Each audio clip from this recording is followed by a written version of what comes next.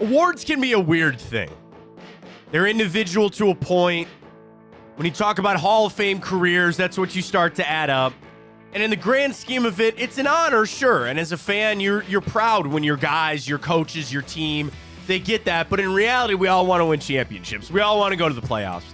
But nonetheless, the Browns find themselves not only in the playoff race, certainly, but they find themselves in the race for two major awards in the NFL.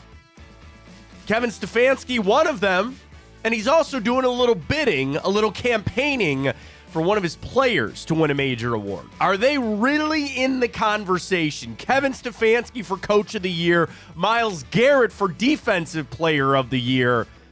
They should be. Are they? Does Vegas think so? Some people do. Others not so much, and I don't understand why. We'll talk about all that. We don't get to vote on it. But if we did, I would think that there'd be a big push for those two to get those major awards. Cavs with a nice win last night. How the hell Drew Lock did that? I don't know what the Eagles are doing. Playoff races abound in the NFL. Can the Cavs keep that afloat without some of their key players? Donovan Mitchell, a big key. 2 for Tuesday, time up, morning update. We got it all for you right here on Big Play. Welcome to the show, everybody. I am Matt Fontana. Hey, is Ryan Tyler. Good morning. Hey, it snowed in Cleveland. Stop the presses.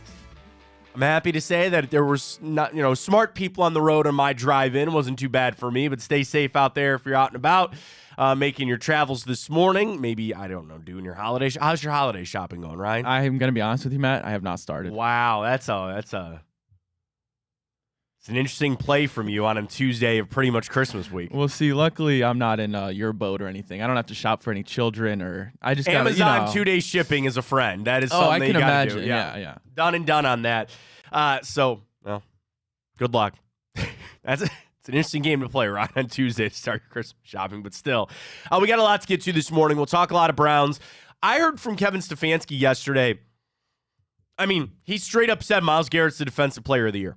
And I was really a little taken aback by that from Kevin Stefanski. We'll talk about his candidacy for Coach of the Year as well. We got a lot of Cavs this morning. They got a nice win over the Hawks last night, but two different articles, Ryan, from two different outlets about if the Cavs need to think about trading Donovan Mitchell. And we had that conversation quickly yesterday. We're going to give it some more time today as we kind of think and navigate where this team is at, the wins that they can get to hold on. And really, I mean, a lot of these articles kind of focus on the actual trade. Like, what would you get now versus the summer?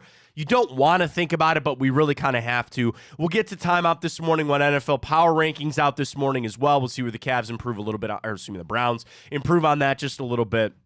So we got it all for you over the next 2 hours. Great day yesterday on Big Play. I appreciate everybody on the Reflog show, Nick and Gab and Reflog for having me on. I joined them. So that was last night. Blake and Greg Williams had the Sheriff John McClain on to discuss the Houston Texans game coming up. And, of course, Hanford Dixon. All of it right here on Big Play tonight. You got the return with Josh and Maria Cribbs. And I believe we have Josh scheduled to join us tomorrow. We do, 9:30.9:30. That'll be Don't nice. want to miss it. I'm excited to talk to Josh tomorrow. And, of course, Chico coming up with the bold breakdown. Coming up at noon today with Nick Shooks. We got it all for you right here on Big Play. We start with Kevin Stefanski because there were several things yesterday. Dan Graziano did his overreaction of the week. And one of them was, is it an overreaction that Kevin Stefanski should be the front runner for Coach of the Year? And we kind of made the case for Kevin. And with this award, we start with, I know he doesn't care about it. It's not something that he thinks about. He's more worried, frankly, about keeping his job. And I think we're good. There will be an extension there. But you go win Coach of the Year. I'm sure there's bonuses. And listen, you win that award, that's job security right there. There's nothing you got to worry about that. But that just reminded me, Matt. It is the NFL, not the NBA. However, there was that one year Dwayne Casey won Coach of the Year. Do you remember that for the Raptors? And he got fired. I mean, David Black got fired the year after he took his team to the finals. Isn't you know what I mean? nuts? Like, yeah. it's crazy. The NBA is a different animal. You're right on that. And the NFL Coach of the Year, it doesn't necessarily mean long-standing success. Like, we know Matt Nagy won it. Brian Dable won it. And a lot of that award has gone to a guy that turned a team around or had low preseason expectations and got their team to the playoffs or a huge turnaround and things like that. And there are some examples of that. But I think this year, it's a lot of good coaches on good teams. Like, in essence, that's what the award should be. It's like the MVP. Who is the best football player? This award of Coach of the Year should go to the best coach. And I'm not going to try to compare X's and O's and play calling from Kevin Stefanski to Kyle Shanahan, but I'm just talking about the list of things that Kevin Stefanski has had to overcome to have his team staring down the barrel of double-digit wins. You know, I see teams like the Eagles who are facing their own challenges, and they had injuries, and they fall, and they falter in a game that, frankly, they should have no business losing. There is no world that the Philadelphia Eagles should have lost to Drew Lock. And I'm not trying, everybody is all about Drew Lock this morning, and I get it, man. You know, the emotion in the post game, that little thing with Geno Smith, which is great. I love seeing that. I do, and I like Drew Lock. I think it's a great story. Eagles should not have lost that football game. They should not have lost that game. So when you try to compare teams that have had to run into injuries or run into a little bit of dysfunction, no one has handled it better than the Cleveland Browns. That is a reflection of Kevin Stefanski. As I try to sit here and come up with his campaign, right? If you were to sit down with all, we get on a Zoom call, right? And I have all the AP voters out there for Coach of the Year. It sounds like I'm giving a Hall of Fame speech. Like, this is what happens at the Hall of Fame. They have somebody present the player, right? Tony Grossi, Mary Kay Cabot. They presented Joe Thomas. This is who Joe Thomas is. This is why he's a Hall of Famer. And some of those conversations, and I've had many, I've talked to Tony about that for a long time. And he goes, trust me, there are some of those conversations that are about 32 seconds, right? Yep, this guy's a Hall of Famer. But there are others that drag on for hours because they're debating this player, and sometimes it's not quite the lock that you think. So if I picture that, of all the Associated Press voters sitting there, and I will get to Defensive Player of the Year in a second, and I'm making my case for Kevin Stefanski, just first off, I'd show them a graphic. I would pull up a list and go, look at these things. Look at all of these things that Kevin Stefanski has had to deal with.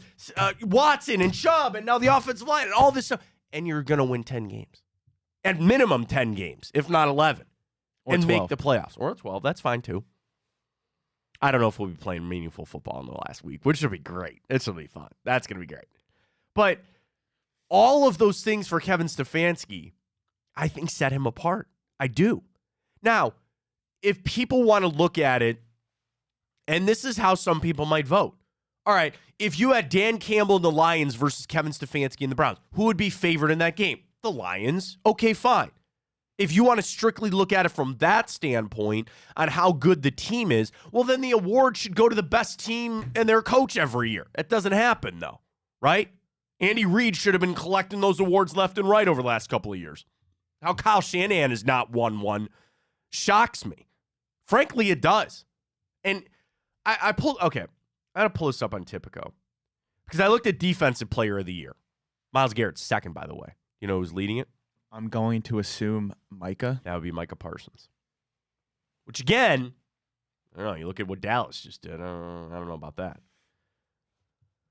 All right, futures. Let's see if I can find here. Awards. See, that's what I'm saying. I don't even know if they have Coach of the Year on here. I don't think they do. But anyway. So, like, if you were to look at the odds, can you pull up Coach of the Year odds somewhere else, please? Thank you. I would assume that it's the Dan Campbell's. Like, am I crazy? I think there are 3 people in this conversation, and that's it. Okay, and maybe I'm putting some disrespect on John Harbaugh. I'll give you 4 guys. I truly don't see a case for anybody outside of John Harbaugh, Kyle Shanahan, Dan Campbell, and Kevin Stefanski. I understand people that'll scream D'Amico Ryans and they'll scream Shane Steichen. And those are the example number one. You took a bad team and you've turned it around. Those teams are behind all of those other ones. You have it up? Coach of the Year odds, please. Yeah, this is a tracker throughout all the sports books. Okay, all sports so books. We love Tipico here, but all of Dan Campbell is number one, it looks like. D'Amico Ryans, followed by, which I hate this, but we know this is how the narrative of the award goes, Shane Steichen. Yeah, no, sir. Mike McDaniel, Kyle Shanahan, and then Kevin Stefanski. Okay. So that kind of lines up with all of the guys that I just mentioned. And I go back to what Dan Graziano, and Graziano has the same exact point that I do. Those coaches are in similar positions to the Cleveland Browns. Are they a little better? Is Baltimore and San Francisco better? Sure. Have they had to deal with what the Cleveland Browns have had to deal with? Absolutely not. Absolutely not. And you talk about Stefanski also being the play caller and doing what he's doing with Joe Flacco. I could make that case right. You want to talk about coaching from just a schematic X's and O's standpoint. Look what Kevin Stefanski has done with 37-year-old, 38-year-old Joe Flacco. Look what he has done with yet another quarterback who had to come in off the street. Our 2 for Tuesday, we'll post it up. Do you believe Kevin Stefanski is the front runner for Coach of the Year? Yes or no? And I'd love to get some responses on that in the Twitter inbox. If you don't believe so, why? And I want to try to poke as many holes in this as I can to see where maybe Stefanski isn't stacking up. I really, the narrative, I mean, it's the NFL. They like new, shiny, sexy things, right? They like the new stuff. And, look what the D'Amico. And that's the thing. It's hard for me to talk about how much I like Kevin Stefanski without it coming off that I'm downplaying what all these other coaches are doing. D'Amico Ryans is doing a great job down there in Houston. A fantastic job down there in Houston. Ryan, they live in a world they might not make the playoffs, right? I really think Dan Campbell being the favorite, I think, is the mountain that you got to climb. Because what Campbell has going for him is a collection of work, the body of work that he has done up there in Detroit. It's not just what he did last year, but turning them around, not what he's just done this year, but turning them around last year. And he's truly taken a really destitute franchise and put them into contention. So if Dan Campbell won the award, him and Kyle Shanahan might be the only two that I go, you know what, that's fine. If Shane Steichen or D'Amico Ryans wins this award over Stefanski, over Dan Campbell, I got a problem with that. I do. I have a big problem with that. And you also have to talk about the fact that the Colts and the Texans play in arguably one of the worst divisions in football. Right? Like, is it the worst? I mean, I thought it was the NFC South, but they've all of a sudden kind of turned things around. It's still the NFC South, though. You think so? Yeah, I do. Because can I make the case that the NFC East is pretty bad, too?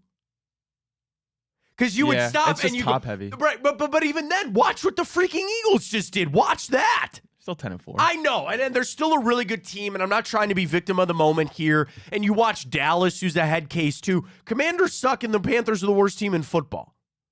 The AFC North, I don't think there's any debate, is the best division in football. It's the best division in football. Yeah, by far. Dan Campbell and the Lions got handed. I'm crapping on them. The Packers have fallen off. The Vikings are not who you thought they were. And we just saw the Bears. They're nothing. They tried to get spicy there. They couldn't. Tried to get a little feisty there, and they couldn't. I mean, factor all that in, and I'll do it. I will do the campaign. Kevin Stefanski's not going to do that for himself. He's not going to do it. And that's the problem. He's going to go out there for Myles, which we're going to talk a lot about here coming up in a minute. And there is a team element to it. It's self-service, which just sometimes comes off in a bad light and all that kind of stuff. I would hope that the voters look at it and understand the litany of things that Stefanski has had to overcome. And this team is playing good football. This team is playing really good football down to 4th and 5th string guys. Here's the question, and the reason we put it this way. Is Kevin Stefanski the front runner? Because I could have asked, should he be? And I think we'd all say yes. But the reality of if he is, He's not going to win it. I mean, Matt, that is what just annoys me. We looked at the right. list. We looked at the list so of coaches right. to win 2 Coach of the Year it's awards. Not right. And the only ones then recent memory that are at least still active are Ron Rivera and Bruce Arians. Well, and Belichick. And Belichick, yes. Yeah, but I mean, guys past their prime. And Arians isn't active. He's out of the league now. He's retired. Yeah. But I mean, of active guys recently, and that's the thing. This award has become the up and coming award, and the what you've done to turn around a big team. I don't know, man. And you want to know what? Here's another question. It's a 2 for Tuesdays. We always do 2 questions, 2 answers. So it's not like, I mean, we've done 3 for Tuesday before, but I'll leave it up to you. Would it bother you if he didn't win the award? Would it truly, as a Browns fan, really bother you if he didn't win that award? It really has nothing to do with you and me. It's more about what I want this team to do. And Kevin Stefanski has just ascended all year. He's going to get that contract extension. Mark my words. We'll be fine. And in the grand scheme of it for him, he's already got 1, which is a great award, and he has that in his, I don't know, did he get a trophy for that? Do you put it on a shelf somewhere? I'd imagine. A medallion, maybe? A medallion. Can I get a pendant? Is there a NFL Coach of the Year trophy? I don't think so. I don't see it here. You got to make something up. You got to get a plaque or something. Oh no, you could. I think there's a picture of Brian Dable with something. Really? Yeah. What is it? It's like Is it like tiny? It's like like a glass thing. Oh transparent. yeah. Okay. Oh, there you go. Tens of billions dollar industry, and they're gonna here's a little got it from Etsy for $100. Here you go. I'll do that. You want to know what? Kevin Stefanski doesn't win it. I'm going to go on Etsy, and I'm going to create an NFL Coach of the Year. We will hand him the Big Play Coach of the Year award. How about that? And I will get it made on Etsy, and I'll ship it over to 76 Lou Groza Boulevard for Coach Stefanski because he deserves it. To the question, Ryan, is he the front runner? I don't think he is. I really don't think he is. And it's like I want to say that's a travesty. I want to get pissed, but it just kind of is what it is. So the question is, do you believe he's the front runner? Is he the front runner? Not should he be, or do you believe he's going to win the award? Right now, do you think he's the front runner? I want to say yes, but I can't. Ryan? I mean, the answer is no, he's not, because I know he's not going to win the award, but he's done the best job of coaching in football. But the reality is we know it's probably going to go to Dan Campbell or D'Amico Ryans. Yeah. We shouldn't care about it. I shouldn't care about it. You asked the question, would I be upset? Yeah. No, but I think the only way I'd be upset if it went to Shane Steichen. Then I would be a little upset. Okay, yeah, that, and we'll see how that plays out. And would it be an injustice? Sure. Is it the end of the world? Not necessarily. We know the job that he's doing here. And in the grand scheme of it, the bigger thing that I'm happy to grab onto, you don't have to worry about your coach for the next couple of years. Whether you like Kevin Stefanski or not, I think he's done nothing but try to prove to people that he is the right guy for this job. He's had so many different challenges that he has raised to, he's met, he's won, he's been able to overcome. I'm not going to argue anymore with the group of people out there that are just the anti-Stefanski crew, because that's going to be your opinion no matter what. He could go win. That's the thing. I almost wish that the Coach of the Year would be this stamp of approval to tell people to shut the hell up. And we know that that's not the case. We know that that's not true. If this was an award that instantly silenced that crowd to say he won Coach of the Year and you don't get to talk bad about him anymore, then I'd be more pissed about it. But even I know he could win that award, be like, I really didn't deserve it. There's always going to be that group. But everything that he has done this year has provided stability, and they will give him that extension that he deserves, and we don't have to then worry about it anymore. Part of the reason that the Browns have been so dysfunctional has been the turnover. It's not that they fired guys that didn't deserve to get fired. How many guys have walked out of here that you said, that was a mistake? There's one, and you know who it is. That's Kyle Shanahan. When he left this team back in 2014 after Johnny's rookie year, he famously, reportedly, allegedly gave a PowerPoint presentation to the team on why they suck. And he left and went on to great success. And I said that back at the time, too. I said, man, that's a mistake. I'd have made Kyle Shanahan the head coach. I would have at that point. No offense to Mike Pettin, but I would have made Kyle Shanahan the head coach at that point. I really, truly believed that he was something special. Other than that, there's not been much. There really has not been much. The closest that you got was Greg Williams. He's now on our network. People really believed in what Greg was doing, and they thought he could really have a job opportunity to turn it around. But you now have Kevin Stefanski. Once he gets that extension, you can calm that down. And I'm not saying that there won't be expectations and that there won't be years that we're going to start, okay, you made the playoffs. Now we need to start winning playoff games. It's all towards that grand scheme of winning a championship, sure. But he's quieted that down. I don't need an award for that. And in fact, the reward for him and the Browns fans, you don't have to worry about it. We got our coach. We have our coach. Like it or not, we have our head coach. I don't need some award for that. So I guess in the grand scheme, I shouldn't care that much. 2 for Tuesday, first one up. Do you believe that Kevin Stefanski is the front runner for the NFL Coach of the Year? Vote on that. And our second one, because we put our bracket out, which is your favorite holiday movie. You can vote at Matt Fontana Show. And I got the tweet. Is Die Hard a Christmas movie? I've asked this question a lot over my career. We're in a new spot, new outlet, new fans maybe. Is Die Hard a Christmas movie? I used to say no, which obviously is tipping my hand on how I vote here. And I've come around from this standpoint. There are Christmas elements to the movie. Ho, ho, ho, now I have a machine gun. There's references to Santa. Like, it's an action movie.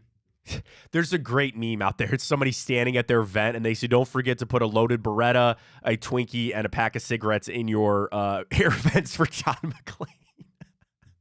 Don't do that, please. That's not safe. Don't put a gun in your air vent. But it's funny because everybody's like, oh, put your cookies and milk out for Santa. And don't forget to put your cigarettes, your gun, and your Twinkies in the air vent for John McClane as he climbs around the Nakatomi building. Die Hard is a great movie. Would you agree with that, Ryan? Do you think Die Hard is a fantastic movie? Yeah, it is, for sure. I don't know, Matt. I would almost argue that it is a Christmas movie. I think it is a Christmas movie. Oh, now, I thought you just said it wasn't. No, I used to believe that it wasn't. I used to believe that it wasn't. Cool. Okay, and I've come around on it mostly because there are Christmas-themed elements in it. Yes. Now, the issue is, and certainly we know Bruce Willis, unfortunately, battling a lot of serious health issues. He came out and he even admitted he didn't think it was Christmas movie. And I stopped it when he said it. I go, Bruce, what are you doing? You're costing yourself money. The best thing that you can ever do as an actor or as a musician is get into the holiday lexicon. You know how much money Will Ferrell probably makes off Elf every year? Jim Carrey just raking the cash in from the Grinch. Don't even get me started on Mariah Carey. I hate that song. I hate that damn song. I do too. I hate it. But she just millions of dollars. So I would think that Bruce Willis, you want Die Hard to be in the Christmas lexicon. You want it to be there. I flipped. I do think it's a Christmas movie. You and I are on the same page there. It's going to cause a debate. I can already tell. I mean, I'd love to hear people say no. I just instantly say there are Christmas elements to it. And it stands kind of in its own section of action Christmas movies. Like, I'm sure that there's some B-level direct-to-TV movie where Santa Claus becomes a vigilante and he's got to go out and save people or something like that. You know what I mean? Like, I'm sure there's action holiday movies out there. The two that I think of are Die Hard. Lethal Weapon's a Christmas movie. The first Lethal Weapon. And I will die on the hill that Lethal Weapon, the first one, it's one of the best cop buddy movies ever. Ever. I love Lethal Weapon. It's a great movie. I've never seen it. What? I should keep a running list. We have to at this point. Of movies that I put down that you have to see. Like, it's been at least 100 by now. It's a few. You're young. You have plenty of time. You need to watch Lethal Weapon. Lethal Weapon is a great flick. Is that the one with Danny Glover? Danny Glover. You have Gary Busey as the bad guy, which is What great. is that dude up to nowadays? I don't know. I think he kind of went off the reservation a little bit. Gary Busey makes me think of Lethal Weapon, Predator 2, which, again, I could defend if I really wanted to, and Black Sheep with Chris Farley. I don't know why. I'm sure he's done other things. I don't know. Gary Busey filmography. What else do we got? And, of course, Mel Gibson in Lethal Weapon, too. Let's not forget him, too. Also a guy that from time to time has... You know, Gary Busey was nominated for an Academy Award. Did you know that? For what role? Holly story. He played Buddy Holly. Oh, in the Buddy Holly story, sorry. He's nominated for the Best Academy Award for the Best Actor. Eye the Tiger, Lethal Weapon. Oh, God, how could I forget? Point Break. Okay, that's probably the best. By the way, 2 guys at Edgewater this morning surfing. Are you nuts? Are you nuts? I drive by Edgewater every morning to get here to the studio, and I see from time to time somebody out there surfing. There were 2 people out there surfing. 2. Are you nuts? Catch a wave. I guess. Is somebody out there to watch them? That was my first thing. Like, what happens if they get swept away or something? Is somebody out there lifeguarding for 2 people surfing on December 19th in Cleveland? What are we doing? It's crazy. All right, 3 movies. Point Break, Lethal Weapon, Predator 2. Black Sheep, he was a minor role, but it is what it is. How do we get on this? Oh, sorry, talking about Lethal Weapon. Watch Lethal Weapon. It's a great flick. Vote on it. Do you think Die Hard is a Christmas movie? Obviously, both Ryan and I say yes. All right, let's talk a little Myles Garrett.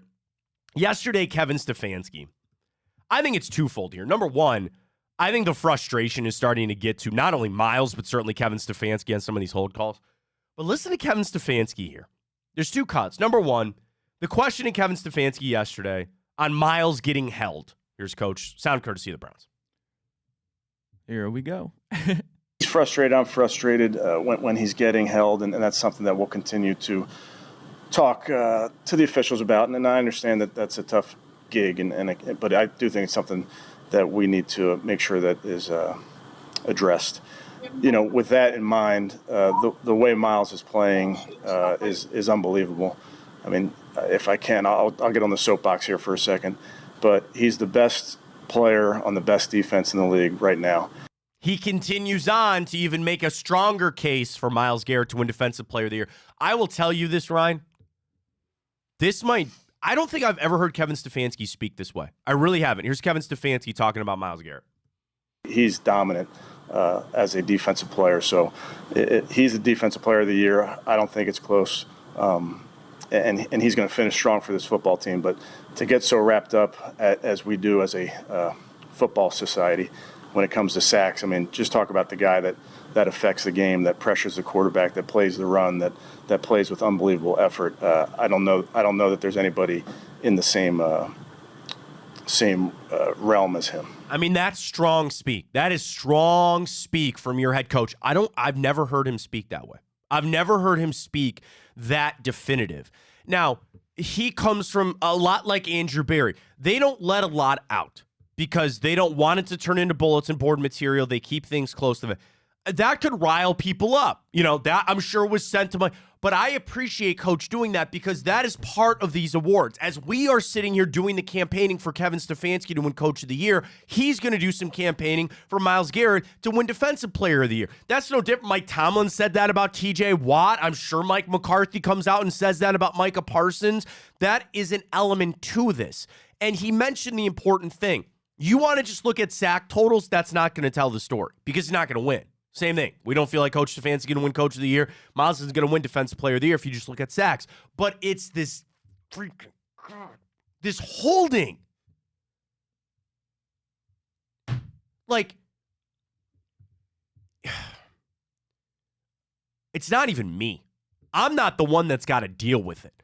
Myles has to deal with it. Jim Schwartz has to deal with it, calling plays. Kevin Stefanski has to deal with it.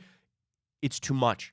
This is insane about what the NFL is allowing to happen.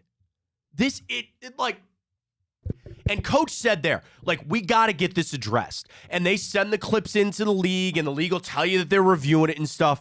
This is malpractice.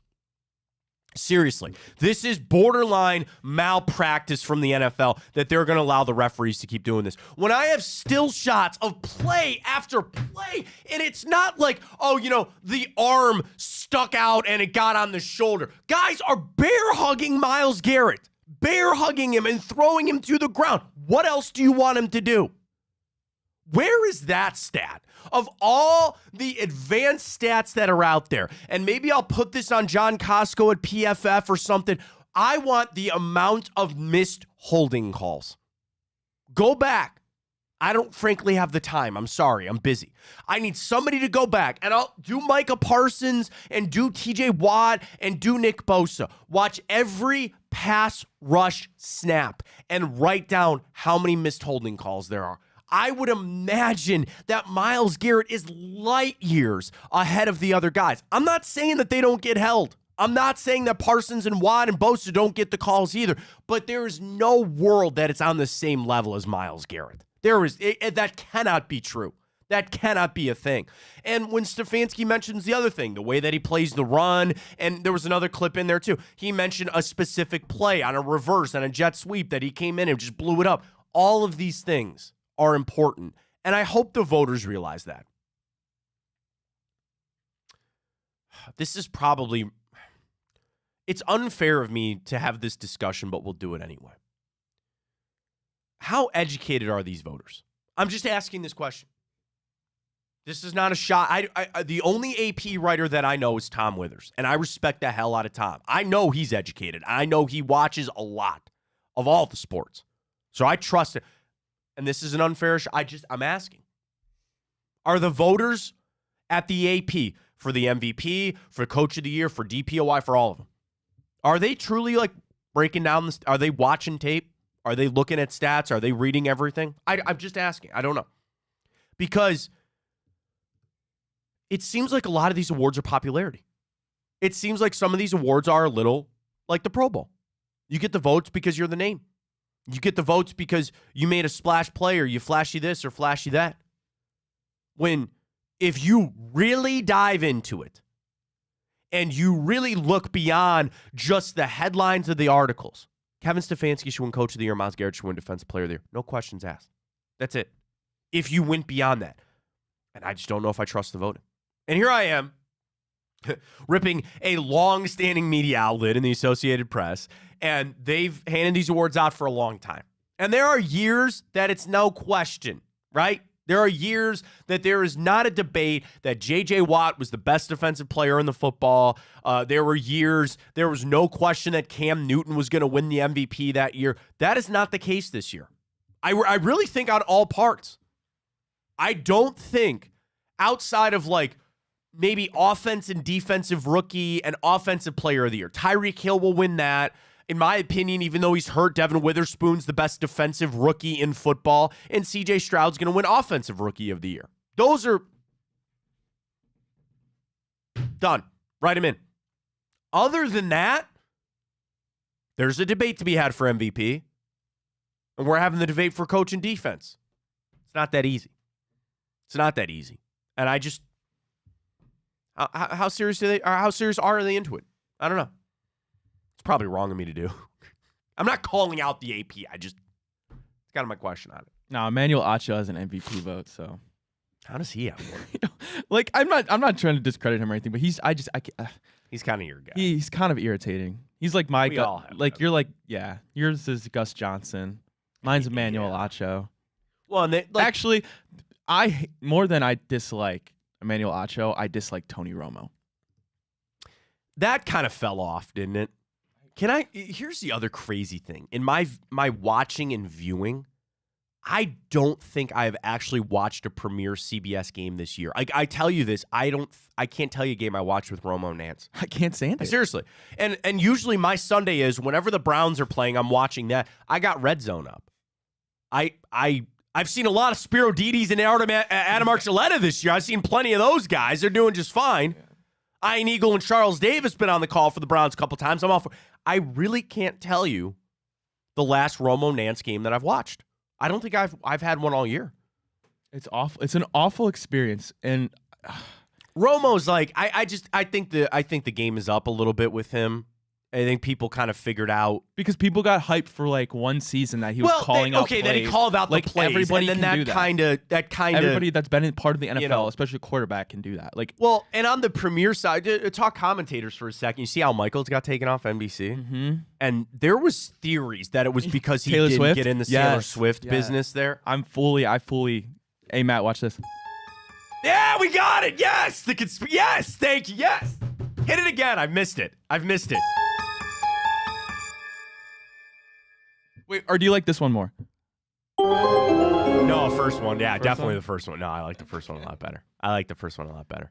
Make that second one like a negative, like a buzz, like a horn. Like Okay. when we say something wrong, be like, Yeah. yeah, something like that. You want to know why Al Michaels?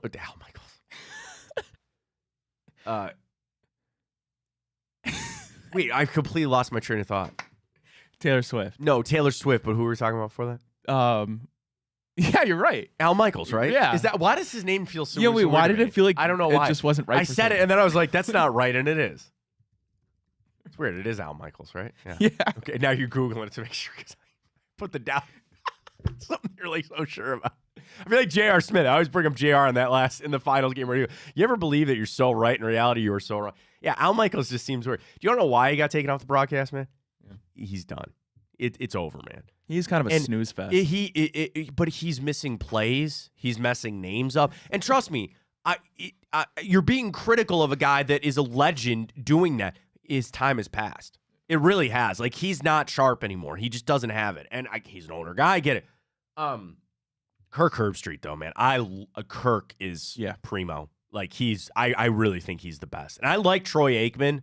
I'm in a small minority that I really like Chris Collinsworth, too. I know a lot of people don't. For money going, here's a great 2 for Tuesday, man. Buck and Aikman or Tirico and Collinsworth? Because I love Mike Tirico. I think Tirico. I do too. Like, here's my.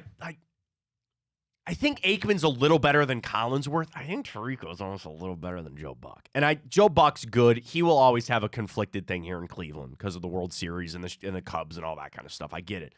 But, yeah, Al Michaels just lost his fastball. Yeah. He just doesn't have it anymore. No, Troy Aikman and Joe Buck are my He had a favorite. weird game last night, Aikman. He kept laughing at stuff.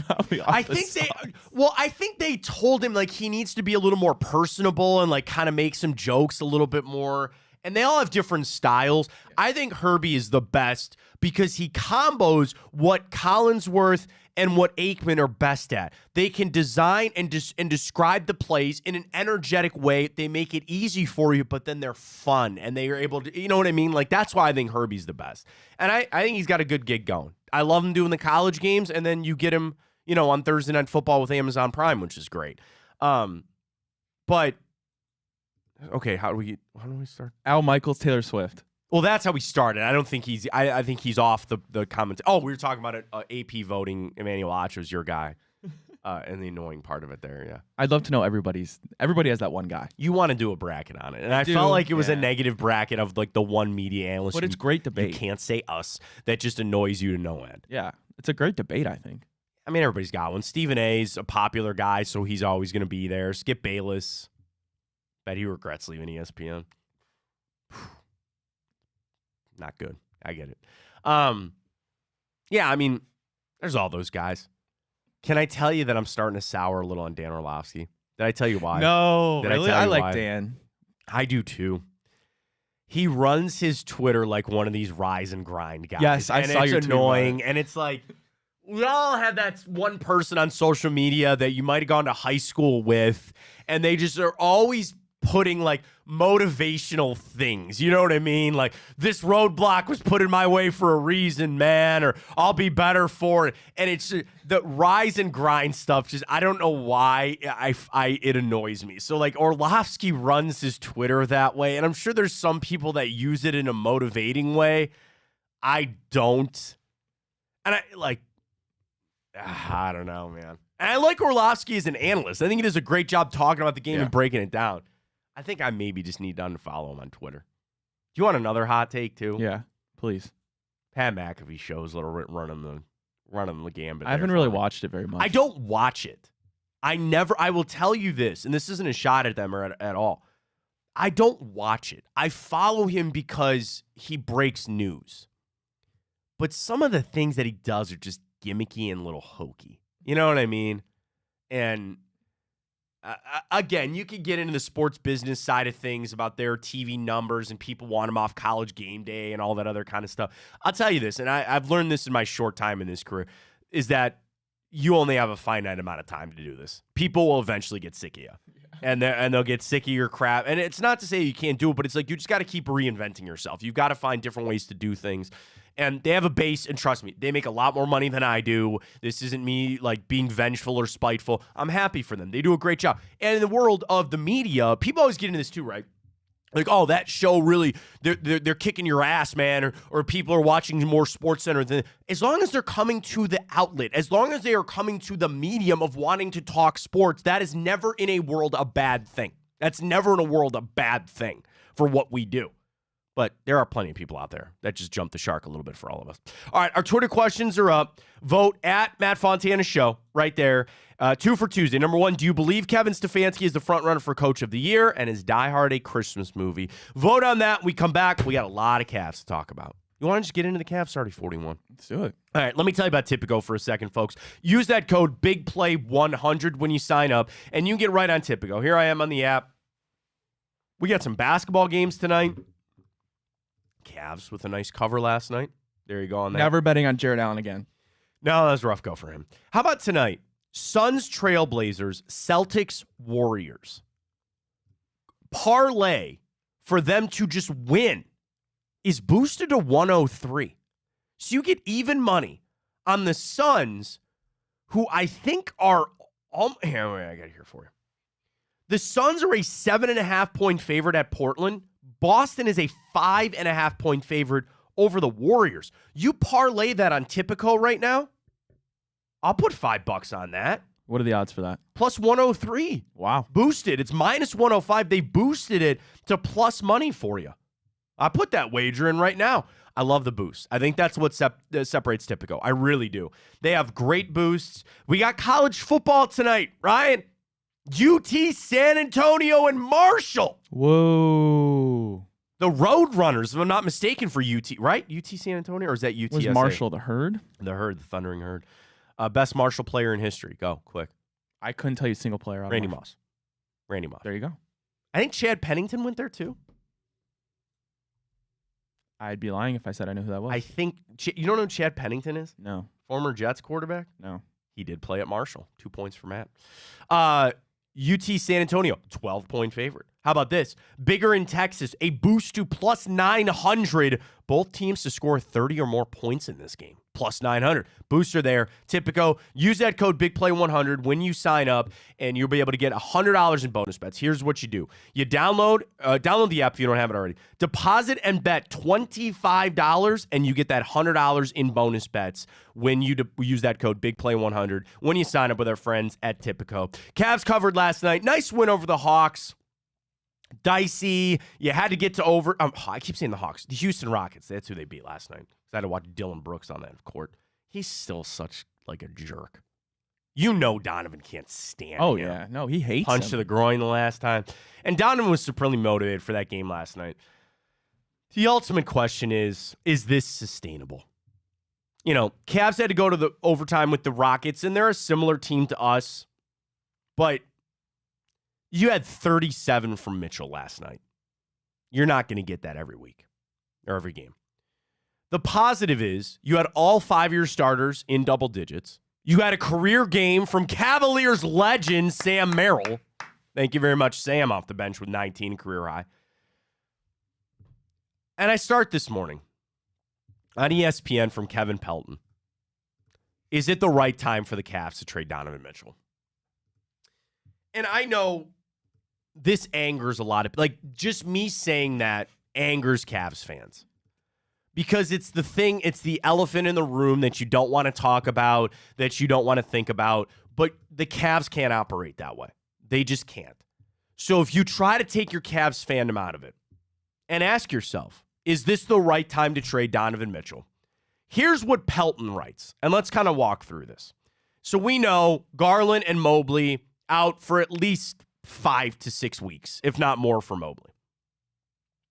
Pelton writes, the Cavs must confront the possibility that a deep playoff run is no longer in the cards this season. That, in turn, affects the future of Donovan Mitchell, who does have 2 years left on his contract before a player option allows him to test unrestricted free agency in the summer of 2025. So again, he's technically under contract, but has a player option. So the question is it this season? Is it this offseason? Or is there still an extension on the table? First question from Kevin Pelt. Can the Cavs still be a playoff threat? And that is what they're going to have to prove in the time that Mobley and Garland are away. Pelton says the Cavs face a pair of problems that they project out the rest of the season. First, the Eastern Conference looks a lot tougher than we thought. You had Orlando somehow coming out of nowhere, and you have some teams that are playing above expectations. So that makes things a lot harder. And secondly, even when healthy, the Cavs were not all that good. In their true starting lineup, Jared Allen, Darius Garland, Donovan Mitchell, Evan Mobley, and Max Strus.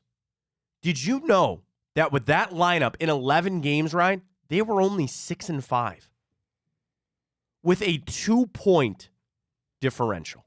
That's not good enough. So that's the issue with it. Even when your team was at full strength, you were barely above 500. So now you look at a chance of missing two of those guys. He writes, according to ESPN's BPI projections, I know people don't really like the FPI and the BPI and all that kind of stuff, they are most likely heading to the play-in tournament. They only have a 37% chance to get a top 6 seed. Wow, that's sobering. In a year where we expected top 4, that I talked myself in the preseason of this team facing the Celtics and maybe taking, all that. 37% chance. 37% chance that you're not in the play-in tournament. Point number 2 from Kevin Pelt. Can the Cavs reasonably keep Donovan Mitchell next season? So again, he writes, in an era where star players typically sign extensions rather than hitting free agency, Cavs keeping Mitchell without one next summer extension would be unorthodox. Basically, he won't go into a lame duck season, right? He can opt out, get out of here after next year, and that's a tough thing to go. The only guys that didn't do that, over the past 2 free agencies, there have just been 3 players who became unrestricted free agents within 2 years of an all-star appearance. Bradley Beal, James Harden, and Kyrie Irving. So the whole point is, when you make an all-NBA team, you sign an extension. It is rare that you become Donovan Mitchell and you don't sign an extension with the team that you're on. And he doesn't have one right now. And he tries, and Pelton goes back to talk about teams of way years past that signed guys like, Kawhi Leonard when he showed up with the Raptors, Golden State when Kevin Durant showed up. And those are, 6-7 years ago at this point now, which seems crazy.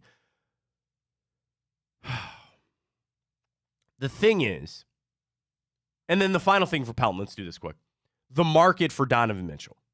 Will it actually be better in the summer? And Pelton writes, the strongest case for patience by the Cavaliers would be the possibility of getting a similar trade in the summer. So that's where, if you go to the Cavs right now, if you went to Kobe Altman and said, the deal that you would get offered this February will still be good come June, you would have just hold on to him. Why wouldn't you, right? The question is the challenge. Pelton says, putting together a blockbuster trade midseason can be more challenging because teams have to have room on their roster to add all the players they acquire. Cavs could work around that trade. They have a couple of players on non-guaranteed contracts. They have a couple expiring contracts. And frankly, Mitchell has a modest salary this year of $33 million. But he says that's still enough money that it's hard for a team to create that cap space in season. So that even leans more towards them holding off and keeping him through. At this point, I just want the Cavs to hold on to him for this season. It is a really hard debate to have. It's not my ass on the line on making this trade or not. So I just need the Cavs over the next 5 to 6 weeks to stay afloat, get Mobley and Garland back, and everything else doesn't matter. Like, I'm almost really shutting down any notion of an extension or a trade. I just need them to keep afloat. And at that point, that's the best that you can do. Sometimes that's life. We all want to be striving and moving forward. Sometimes just maintaining is good enough for a little bit. Oh boy, can I tell you about that for my family recently. But that's another story for another day. Sometimes you just got to maintain and get through it. And that's what I need the Cavs to do right now. I need them to maintain and get through this. And then we'll figure everything else beyond that. And yes, there's a world that they trade him this offseason. And the problem is that none of this will go away. The Flames are only going to get fanned even more. Because the Cavs could go on a losing streak. They could lose 3 out of 4. And people would just be screaming, trade him now, trade him now, trade him now. I'm really going to operate, Ryan. I just want to get to February. I really want to get to February. Keep it at 500. If you got to go through the play-in tournament, whatever. My expectations have been changed. How could they not be? The other issue, it kind of goes back to Pelton's first point, that the Cavs weren't playing all that well when they were together and they had everybody. And do you want to know what I just cannot erase from my mind? That Knicks series. And maybe they got broke. I'm just going to say this. I don't know if the Cavs are a mentally tough team. So when you face the adversity that they're facing right now, are they tough enough to come through this? Are they going to be tough enough to step up and say, we got to we'll get through this? And I don't know the answer to that question. That then becomes a reflection of JB Bickerstaff, and people are going to call for his job no matter what. And I don't know. You know what I mean? Let me ask you, do you feel good about the Cavs navigating these next 6 weeks? No. Yeah, this is my point. No, not really. I don't really have a reason to think that I don't either. They would navigate it well. And it's not just on the floor. Do you get what I'm saying about the other stuff, off the floor? Now, on the floor, let's talk about that. Yeah, could you feel good about Donovan Mitchell and then Max Strus and Georges Niang? Dude, I think I'm fading hard on Jared Allen, man. And it's not just because he missed our parlay yesterday. That has nothing to do with it. The way that this is set up, you would need Jared Allen to become your second best player. And I don't feel good about that. Okay, you got 19 from Sam Merrill. How much more juice can you squeeze out of Craig Porter? Cavs are deficient. They had problems when they were healthy. Now they really are exposed. What was the one thing that we talked about that they needed? Another guard. Now you're down another guard. Do you want to know another name that we've not mentioned that I'm putting a lot on this guy? Would you care to guess? I'm putting a lot on this guy because I'm going to need him bad here. Is it not Strus? It's not Strus. Is it? That can't be the minivan, is it? No, it's not Georges Niang. No. Are we talking guard? Are we talking forward? He's a guard. He's a guard. He's more of a guard. You're not talking about Amani Bates, are you? No. Get some more tick for him. I'd like to see that. Sure. Who am I missing here? You're going to need this guy to step Ty Jerome? Nope. Karis LeVert? Karis LeVert. Oh, there you go. I guess that makes sense. Karis LeVert. And I think he's usually going to be pretty good for your 12 to 14 off the bench. I'm going to need a lot more from Karis LeVert. That is me coming from a guy that I'm a really big Karis LeVert fan. I think I love him on this team. I do. For the role that he plays, for the bench guy, the number one guy, I love it. But now, I might need him to become our second best player. And I know he's battling an injury, and I think he's still on a minutes restriction. I saw that a little bit last night, coming off his injury, and you still got to navigate that, and I hope he will. But in a week or two, when that minute restriction comes off, Karis LeVert, man. Jared Allen, sure, and I'd love to be proven wrong on Jared Allen, but I'm really starting to sour on Jared Allen. But of the guys that I'm going to look at, Max Strus and Karis LeVert, they are going to be the key and the linchpins for what these next 6 weeks are going to be. And you want to know what? I'm putting those blinders on. That's it for me. It's not they're the linchpin and the key of Donovan Mitchell staying or going. Can you believe that? Max Strus and Max Strus, Georges Niang, and Karis LeVert, they will tell the future of Donovan Mitchell being with the Cleveland Cavaliers. I'm not doing that. I can't. So right now, these blinders are on. I'm turning off the rest of this Donovan Mitchell future stuff, and I got 6 weeks to survive. Play the eye of the tiger from Survivor. That's it. Get through 6 weeks, keep it afloat, and we'll figure it out from there. Don't fire J.B. Bickerstaff. Don't try to trade away Donovan Mitchell. And I'm going to look at Strus, Levert, Niang, sure, Tristan Thompson, and yeah, Jared Allen and Sam Merrill. Everybody's got to step up. Everybody's got to step up. But mark my words, this stretch will be on two guys, Strus and Levert. I got to have those guys. They got to score. They weren't scoring before. And maybe, I don't know if that's a good shift for the Cavaliers to do, but if they got to start saying, we're going to have to start scoring with some teams, because obviously defense is not what you really think. But last night, let me find this. Was that right? They shot 48 threes last night. They have 48. They have to. Now, the positive was they almost were 40% as a team. If that's what you got to shift this to be, and you got Levert 1 out of 6, a little bit better on that. Sam Merrill was 5 out of 10 last night. Look at Sam. Yeah. Look at Sam Merrill. I got to have these guys step up. And I'm putting the blinders on from Donovan Mitchell. You know, the other article this morning was from CBS. So that was ESPN with Kevin Pelton running through it. This morning, Sam Quinn on CBS Sports. He starts his article with the Cavs took a bold risk when they traded for Donovan Mitchell. Did they? I don't think so. I think that was a smart trade for both teams. And you knew you had a truncated timetable here to try to make this work for Donovan Mitchell. Quinn's article goes to, let me scroll down here. I want to find the play. The Cavs, okay, just as importantly, Mitchell had 3 years of team control left on his deal before he could become free agent in 2025. That contract mitigated the risk of the deal. It effectively gave the Cavaliers 2 years to prove to Mitchell that Cleveland is where he belongs. If they failed to do so, they'd still have a year left to trade him.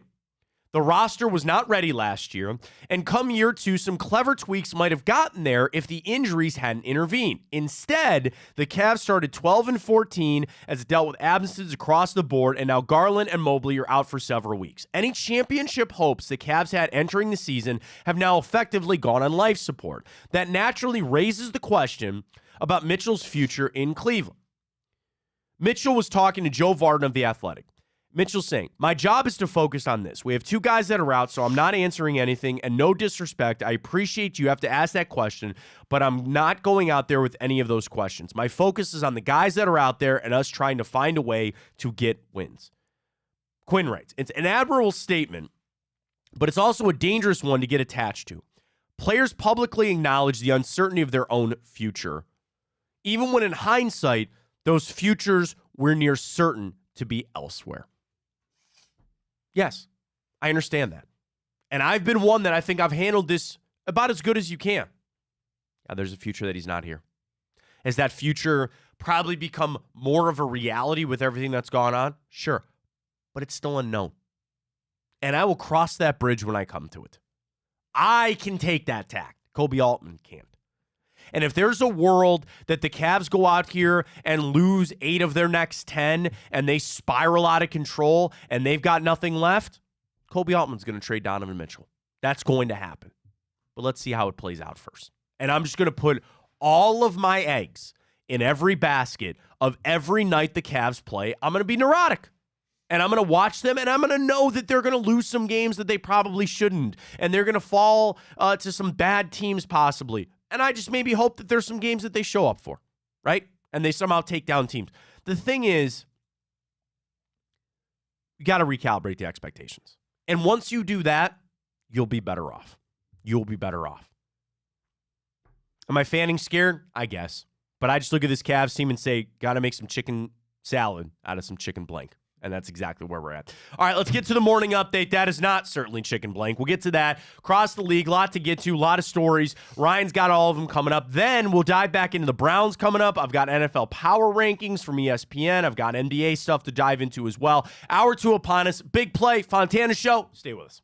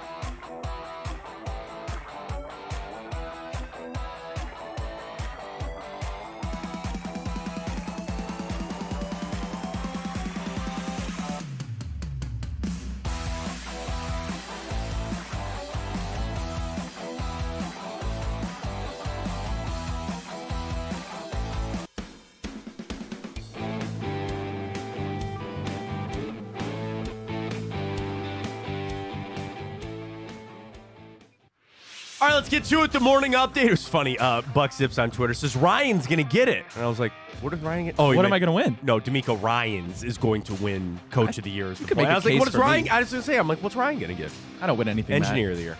Engineer of the Year. I needed that. Thank you. You get that award. I needed that. Thank you. You Can have that. You get the big play engineer of the award. Because are you the only one here? What do they call Bohm?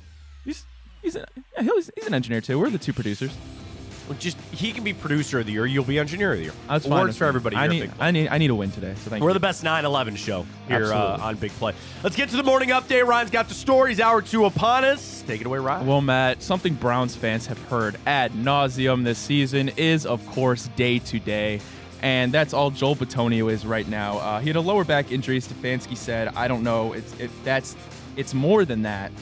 I know that's painful, try to go, but felt like he couldn't. And an already decimated offensive line, the last thing the Browns need would be to lose all-pro guard Joel Bitonio. Yeah, and the scary thing is, like, you heard him say it locked up on him. And he went through pregame. That's when he injured it. He tried to play. I don't know. Backs can be a weird thing. Like, and he's an older guy. It's just scary, and especially with the offensive line being as decimated as they are. I'm operating like Joel Bitonio's not going to play this weekend. And the thing that I've used, and I think a lot of Browns fans have used with all these injuries, is they've kept affording themselves, like, if they lose Sunday, you're still in this. You know what I mean? Like, every single week, they somehow find a way to get wins, even when they probably could lose those games. A credit to this team and their culture and all that kind of stuff, but they're still in a good spot. They put themselves in what you strive to be. You are not in must-win situations. These wins are all bonus. Now, we know that even if they lost on the way out, I guess you still could miss it, but you have just put yourself in such a great position. These are not must-win games. You play freer that way, you play looser, you play better, and you can approach these injuries with the right tact. Like, if you got to miss Sunday for Joel Bitonio for him to come back for the final 2 games, then you're going to do that. And you put yourself in that good position of where the Browns are at. I mean, it's across the league right now. You have guys that are, missing, and you hope they return to the playoffs. You hope Grant Delpit could come back. Darius Slay, last night we were talking about him with the Eagles. He got his knee scoped. They hope he can come back for the playoffs. You make these decisions with the bigger picture in mind. Browns have put themselves in that position. I'm nervous about that. I really am. Hopefully, couple days in the cold tub, little sauna action, get that back worked out. I went to my chiropractor yesterday, man. Shout out to Tessa LaRue. She's the best. Bro.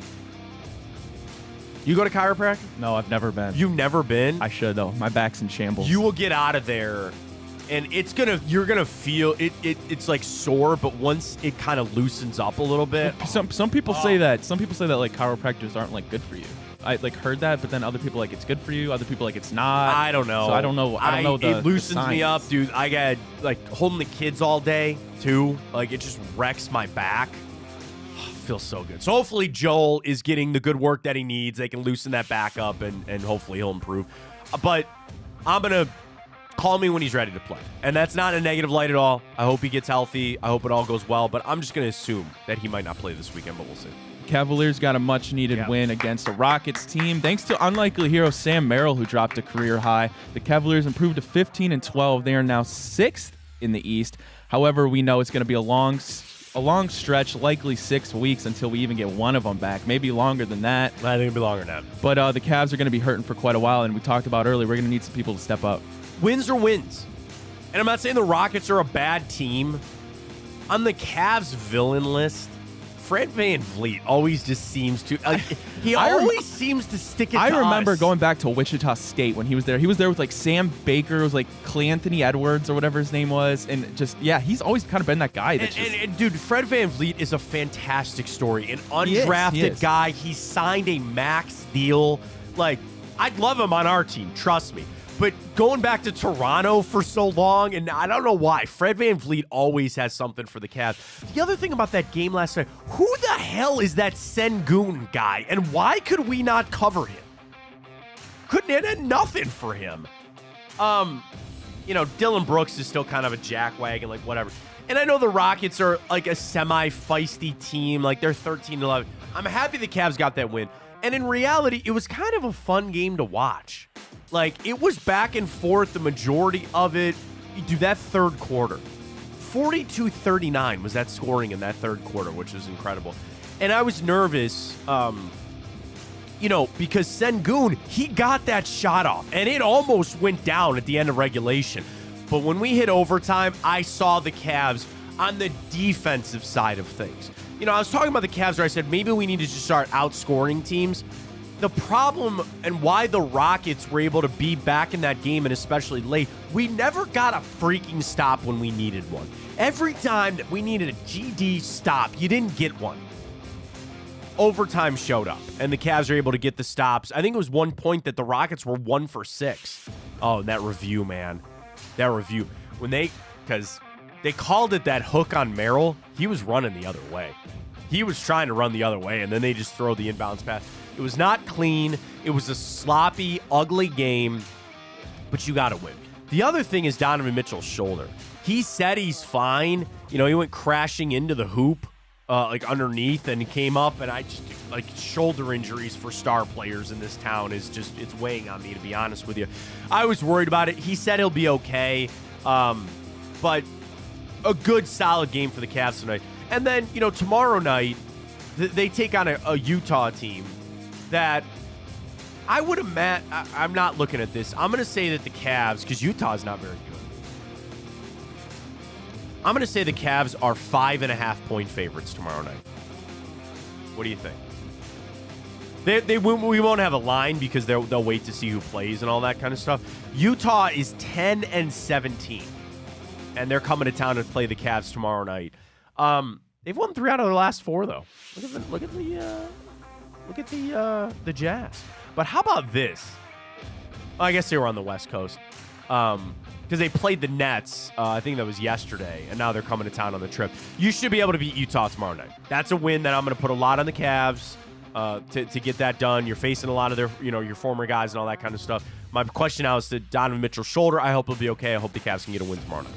How about them Cornhuskers, Matt? Dylan Raiola, ESPN's top pocket passing quarterback in the 2024 class, announced that he's switching his commitment to Nebraska from Georgia. This makes him the highest-ranked high school recruit to pick the Cornhuskers since ESPN began tracking rankings in 2006. His dad went there, so it makes a lot of sense. Matt Rule building a little bit there. Gee, they told Kyle McCord, don't even worry about it. Go ahead and go to Syracuse. I wonder why. He was a guy that was committed to Ohio State, then committed to Georgia, and now Ohio State's going to have to deal with him for 2 to 3 years. The transfer portal, you know how I feel about it. I think it's getting out of hand. I think it's too much right now. But even just this, the decommitting, the committing, hey, the kid wants to go to college yet. That's fine. And I do think there's an element you're asking 17-year-old kids that, hopefully have some people around them to help them out with this decision, but it's life-altering ones. That's a big decision. I get it. So let's go to Nebraska. Great. I think Nebraska might be starting to turn things around just a little bit there. And I said that about Matt Rule. I liked that hire. I thought if he could get back into some of the older recruiting, bloodlines there for Nebraska, they could turn around. Now, lo and behold, here we are that, the Big Ten is expanding and it's going to be the Wild Wild West. In fact, do you have Chip Kelly in the morning update? No, I don't. Can I do something for you real quick? Yeah, I know what you're going to go for. You know the clip? You know the clip? Let's do this. Let's finish the morning update. I want you to pull the clip up because I want you to play it. I think Chip Kelly fixed some things. Actually, it's on my Twitter. I retweeted it if you need. So let's do this. Let's finish the morning update, and then I want to get to this Chip Kelly stuff because I think it is super interesting, and I think Chip Kelly is right. We'll get to that coming up. Let's finish the morning update. Alrighty, well, Matt, we saw Monday Night Football last night, and are the Eagles frauds potentially? What the? Good for Jackson Smith-Njigba, game-winning touchdown to represent our Ohio State Buckeyes, and good on Drew Lock for getting the win.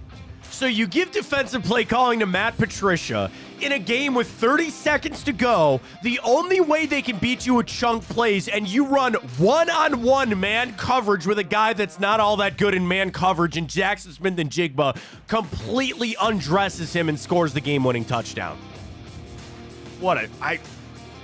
Philly's broken, man. Philly is broken. 3 straight losses now there for the Eagles. The thing is, I don't want to say wasted, but Jalen Hurts had to game that out, man. He had to game that out. He was sick and he wasn't feeling well, and I thought he played a pretty good game. The question is, why is that offense so stagnant? They run this tush-push. They do it better than anybody else. But then there's drives that they just, like, they can't help themselves. Balls in the dirt, inaccurate passes. With the players that you have on that offense, and they were able to run the football last night a little bit. I do think it's coaching, man. I really think it's the coaching. And they flip and they get rid of Sean Desai as the defensive play caller. But you're going to let Drew Lock do that to you? Seriously? Eagles are in their head, man. They're in their own head right now. And granted, that's a tough stretch. You lose the 49ers and the Cowboys in a must-win game against Seattle. Then in hindsight, you probably really should have lost. But the turnovers weren't great. They just seem like head cases right now. They just really seem like head cases right now. Will they be able to right the ship? I don't know, man, because the Eagles on the way out, Giants, Cardinals, Giants. So they'll get 3 wins here and finish things on out. I really don't know what to say. So I'm gonna take everybody on the curtain. I had a wager, for me, a sizable wager. It was much less than $100, but for me, it was a sizable wager on the Eagles minus 3.5. And I looked at it right before the final drive, right? And I could have cashed it out and won $10. And I didn't. And do you want to know why? I told myself, if I lose to Drew Lock going on a 92-yard drive, then I deserve to lose it. And oh boy, did I. Good for Drew Lock. Good for the I said this tweet about Pete Carroll because I said I think that might be a sneaky opening there. All of a sudden is Pete Carroll. And JP on Twitter goes, hey man, they win games. What does it matter how it looks? And I said the problem with Pete Carroll is they did everything that they could to screw that up. They call that timeout for Sirianni to throw the challenge flag. They had no timeouts left in the game, and they're one of the most penalized teams in the NFL. That's not good coaching. And I think Pete Carroll's law, I just don't think he's the same anymore. I don't know. So I think that might be a sneaky opening there. Seahawks did nothing to really deserve to win that game outside of that final drive, and Philly did a lot of things to lose that game. That's how it happens. So I guess good luck for Seattle. They're right in the thick of things. There are 5 teams in the NFC at 7-7. 5. One of those is for a division spot in the South, and the other's for the other 2 wildcard teams. It's going to be fun. It's going to be a fun couple of weeks here in the AFC and the NFC as we get it all figured out. After an ejection for a hard hit on Colts wide receiver Michael Pittman Jr. on Saturday, Steelers safety DeMonte Causey has been suspended for the final 3 games this season without pay. And Matt, the last line here made me chuckle a little bit. The suspension also includes any potential playoff games. Yeah, they're not going to the playoffs, so you don't have to worry about that. The thing is, because KZ was a repeat offender, which is like a big part of it. I mean, I saw a tweet from somebody that said they should suspend Gardner Minshew for a game for leaving him out to dry like that. It was a hard hit. You don't like to see it. The other thing that John Runyon, which, by the way, do you know, former player, and his son is the guard for the Packers, and he had to hand his son a fine last year. That's awesome. He had to fine his own son.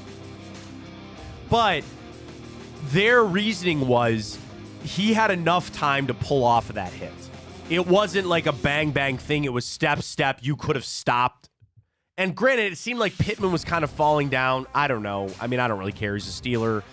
I guess it was a dirty hit. But the fact that he's a repeat offender, they give him the suspension. He'll appeal. I wonder if they'll reduce it. The NFL is their moral compass is so jacked up. Like, what they care about on these flags versus these hits versus these types of penalties versus these types of penalties. I hate it. They're screwed up. The one thing, and I saw it more in the game last night, use the box. Here's another thing they fixed the NFL. Put one official in a booth with all these TV replays and let them help these officials. And they started using it last night. This guy is down by contact. This guy was not out of bounds. Run the clock here. All of that kind of stuff. Really, that, like, the live action, the live speed play of that hit, I really didn't think it was that crazy. Yes, it was to the head and neck. They review it. They throw him out. Suspension. He'll appeal. I don't know what'll come of it. It's a violent game. You're not going to be able to make it safe. Sorry. I guess that's my point on it. But sucks to see Michael Pittman get injured the way that he is. All right, let's talk a little college football here because we got into it talking about Dylan Raiola flipping. He's going to go to Nebraska. But I saw this yesterday from Chip Kelly. So almost Browns coach one time, but he told the Browns no. So we had to settle for Mike. But anyway, Chip Kelly's now at UCLA. And do you have the video? All right, so here's Chip Kelly yesterday asked about what he would do to fix everything when it comes to college football. I think he's right on. Here's Chip Kelly. Alignment, NIL, transfer portal, and what would your plan maybe be to try to solve it? I think they're all a problem, and I think we need to have a conference commissioner. I think football should be separate from the other sports. Just the fact that our school is leaving to go to the Big Ten in football, our softball team should be playing Arizona in softball. Our basketball team should be playing Arizona in basketball. But because football left, and they're saying, well, how do you do that? Well, Notre Dame's independent in football, and they're in a conference and everything else. I think we should all be independent in football. And you can have a 64-team conference that's in the Power Five, and you can have a 64-team conference in the Group of Five. And we separate it, and we play each other. You can have the West Coast teams, and then every year we play 7 games against the West Coast teams, and then we play the East. So we play Syracuse, Boston College, Pitt, West Virginia, Virginia. Then the next year you play against the South while you still play your 7 teams. You can play a 7-game schedule. You can play 4 against another conference, another division opponent, and you can always play against one Mountain West team every year so that we can still keep those rivalries going. Not that I've really thought about this. Not that I've a lot of spent time on this. But I think if you went together collectively as a group and said there's 132 teams and we all share the same TV contract, so that the Mountain West doesn't have one and the Sun Belt doesn't have another and SEC has one and they have another, that we all go together, that's a lot of games, and there's a lot of people in the TV world that would go through it. You can sponsor each one. Instead of calling it Group of 5 and Power 5, you can call it Amazon, Nike, bid that out to things. You do a lot of different things. But I think if we still do the same thing and take all that money, and I would do this, and I think this needs to be done, that money now needs to be shared with the student athletes, and there needs to be revenue sharing. The players should get paid, and you can get rid of NLI, and the schools should be paying the players because the players are what the product is. And the fact that they don't get paid is really the biggest travesty. Not that I've thought about it. I mean, a lot of good points there from Chip Kelly. The NIL stuff, that, like, okay, how do you divide that up between your star quarterback and your third-string offensive line? That's not so much where I focus on that. The first part, I didn't think I'd be all for independent, and I think I am. He fixed it. So again, picture it this way. Football becomes its own entity, which I've always had a problem with that. I've always hated that the Rutgers cross-country team now has to go to Oregon. You know what I mean? Like, you should be able to keep those sports separate. Let's call it for what it is. Then, what a genius move. Power 5 and your Group of 5. And you separate those those conferences out. You could keep your conferences where for 7 games out of the season, Ohio State will always play Illinois and Indiana, and you keep the Michigan game every year, and you rotate that on through. That makes a shocking amount of sense. What is going to fall? What he said, the TV contract. Because he said one giant TV contract. There is in no world that NBC and CBS and ESPN and Fox will ever get in the same boat. That's just not going to happen. And Amazon Prime and all these other sponsorable things, they like the conferences because they can get their piece of the conference. But every conference has, like, the SEC is not just on CBS anymore. They're now with ESPN, right? So everybody's a little bit different. And the NCAA could do it that way. It'd be messy. But if that every single game was up for a bid, every single game that you bid on that package. Now, the problem is when you have Illinois playing Rutgers, nobody really wants to watch that game. What are you going to do? It's got to have a home. How are you going to figure that out? That's all on those TV people. But it will make more money because you'll have better games.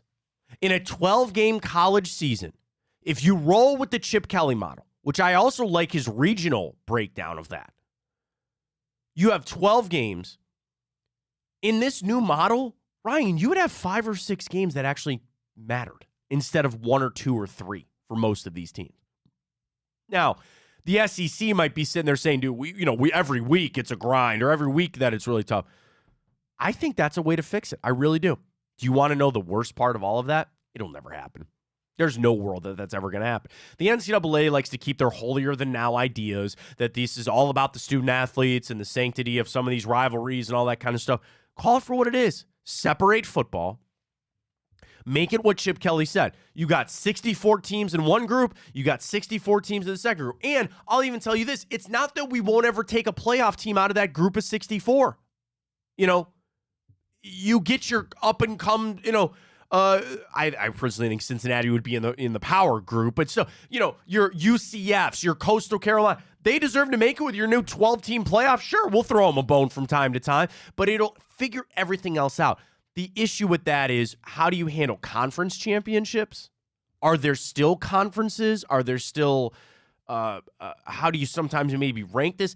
And the teams probably wouldn't like that because that's more competitive games, and they don't like that. Ohio State, Alabama, some of these big teams, they like it where a 12-game schedule, there's really only 3 big games for them to play, and they can just beat the hell out of 9 other teams and put themselves in the picture of the college football playoff every year. They don't like it, but it made a lot of sense to me. And at the end of all of it, I guess maybe this is the holdout that the NCAA will do it, money. They will make so much more money if they did that, because that's going to be higher ratings, it'll be higher viewed games, and you can charge more for that. I'd love that to happen, but I don't think it will. What is the future of college football, Ryan, you think? This where it's just 2 or 3 big, giant conferences and you deal with it from that? I hope not, because it's not fun, especially for me. No, it's not. No, it's not. And Chip Kelly's right. We so quickly forget about the other schools that have to deal with this. And there's money being lost by cities. Because, again, you have travel expenses that got to go with this. I guess there could be more. I don't know. But I also think the NCAA has no control over this, right? These schools are the ones making these decisions. Oregon and Washington made the decision to leave. They did. The Big Ten, as a group of schools, said, yeah, come on over. The NCAA has no power anymore. Think about that statement. The NCAA has no power anymore about what happens to these schools. It's been taken away. All they do is sit there and hand out sanctions and make sure that everybody's following the rules. They need to take control back and say, this is what we are going to do. The issue is they still have to have school compliance. They still have to have the schools vote on this kind of stuff. And they really need to sit down and come up with a plan. First step was the 12-team playoff. That's fine. That's done. That's in. What they need to do is go to some summit or sit down somewhere in a conference hall for a week and bring in all the minds that you can and say, everybody come with an idea. No idea is a bad idea. Everybody come, we're going to brainstorm this, and we're then going to select a group of 10 people, administrators, NCAA people, TV people, the money people. We're going to sit down and we're going to figure this the hell out. Because this is not sustainable. I don't know much of anything. I have a financial person because I don't know finances. I can tell you, and I see it a mile away. This is not sustainable. This is not. And I would bet that Oregon and Washington, they won't be in the Big Ten in 5 years. I'd bet that. I would feel pretty good in saying that in 5 years, they'll be back out to another conference somewhere else. Or we get this massive overhaul that I really think is what the NCAA needs to do. This is not sustainable. And if somebody like me can be sitting here and realizing that, how are the people running the NCAA not figuring this out? It is not sustainable. They cannot keep doing this. For right now, yeah, they'll figure it out, right? The next year is going to be a free-for-all. It's going to be insane. And yeah, I get to sit down and say, I get to watch Ohio State play Washington, Oregon, and all this stuff. But if that's the ultimate goal, there's easier ways to go about it. Is it not? There are easier ways to go about it. Frankly, by just calling it for what it is. Football needs to be separate. And I'll tell you that, Ryan, I did not believe that. For the longest time, I believed that Die Hard was not a Christmas movie. I have flipped around on that, and I believe that football shouldn't be separate from the NCAA. And I sit here today and say, it's time. It is time that you pull all of these teams out. I'll tell you what, you want to even do one better? Go to the teams and ask them what they want to be. You want to be in the Power 5 or Group of 5? Because that's the other facade that they keep up, right? Are these schools that think that they're a part of it and they're really not. And I'm not trying to take away opportunities from the Group of 5 schools. Your Akrons, your Kent State, your Toledos. They got to go play those big teams, big schools to get some money, right? But again, back to that revenue sharing, maybe the NCAA can kick them a little bit more. Maybe you have what it should be, a Group of 5 championship. Create another division. Why not? You have teams that play on an FCS level that are D1 and everything else. They're D1 basketball and all that, but they're FCS level.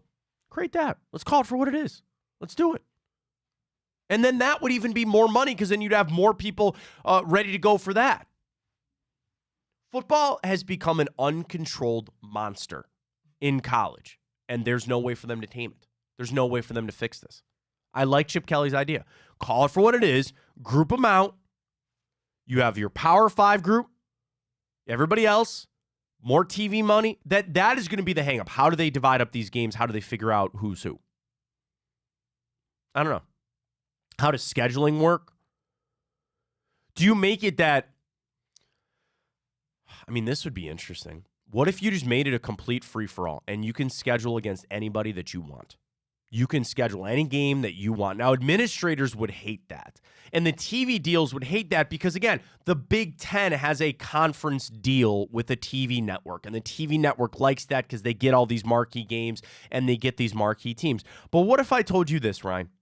That this was going to start in 2026. And I know Gene Smith is retiring, but just because he's the AD, I'll use Gene Smith. Gene Smith, for 2026, has to sit down and come up with his conference schedule. Who do you want to play this year in 2026? And you can call on Texas, you could call on Arizona, you can call on Oregon, you can call on Illinois, you can call on Rutgers. Now, the problem is, who in their right mind in Illinois and Rutgers would sign up to then play Ohio State? They would run from those matchups and they would never do it. Then, how do you handle the TV deals? Do you go and try to sell that? Hey, a real big matchup between Ohio State and Central Michigan here in 3 years. What are you going to pay for that? That's not going to happen either.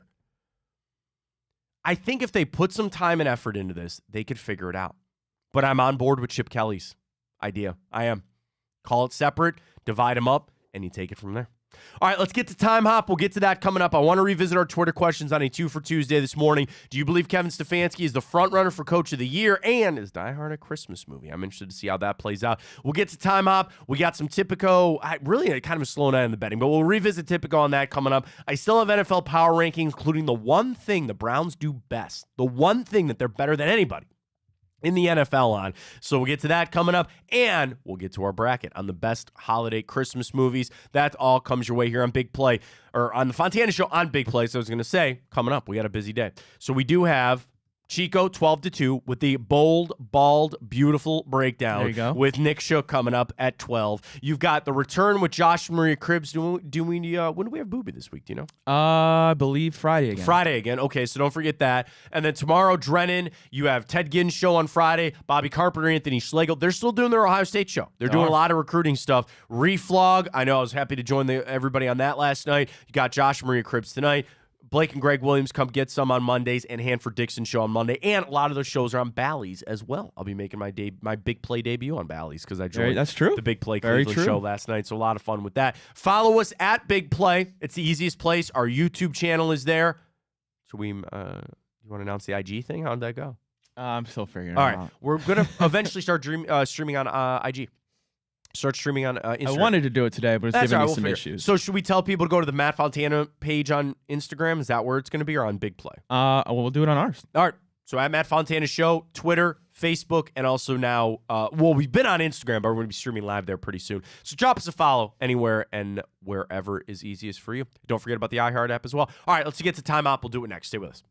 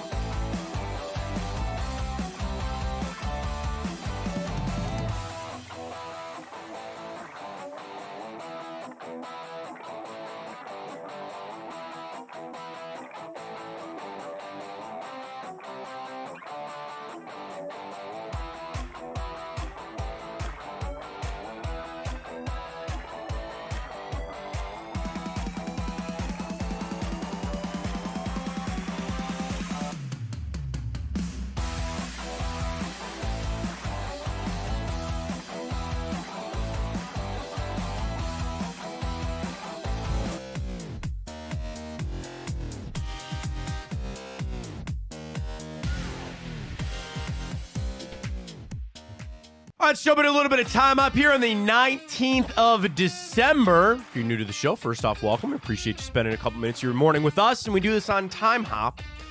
And I love doing Time Hop because we go back this day in history, tell you what happened, and if you here's the thing. If you ever just say one thing to somebody in the afternoon, you're at work, you're at the water cooler, you're grabbing your afternoon coffee, you say, hey, did you know this happened? Then our job is complete, Ryan. That's my favorite thing. I love factoids. I love giving people a little bit of ammo for the day. So here it is, Time Up, this day, 2021. The Cavs unfortunately dealt with a COVID outbreak and were feared to not have the 8-player minimum for their game against the Atlanta Hawks. That game would eventually be postponed. I read it this morning too, like COVID numbers are back on the rise. It's the world that we live in. It'll never go away. And, the vaccines help people. I think natural immunity helps people too. The crazy thing is it became, and this is one of the biggest issues with our world that we face today, is it just gets so polarized and people are just like one side or the other. And it's just got to be this way or it's got to be that way. But don't deal with it anymore. I mean, we do it, keep safe out there, all that kind of stuff. But the leagues tried to do their best to go through that 2020 season, even in 2021, and they said, you're going to have to deal with it. But now, nobody misses games due to COVID. Right? When's the last time you've heard of a player testing positive for COVID? No. And for all we know, we have COVID right now. You never know. You never know. You might. It's just something we live with. This day, 2020, Trey Sermon goes into Ohio State history. He has 331 rushing yards as Ohio State beat Northwestern 22-10 in the Big Ten championship game. That would be a single game Ohio State record. Think about that. You know what I mean?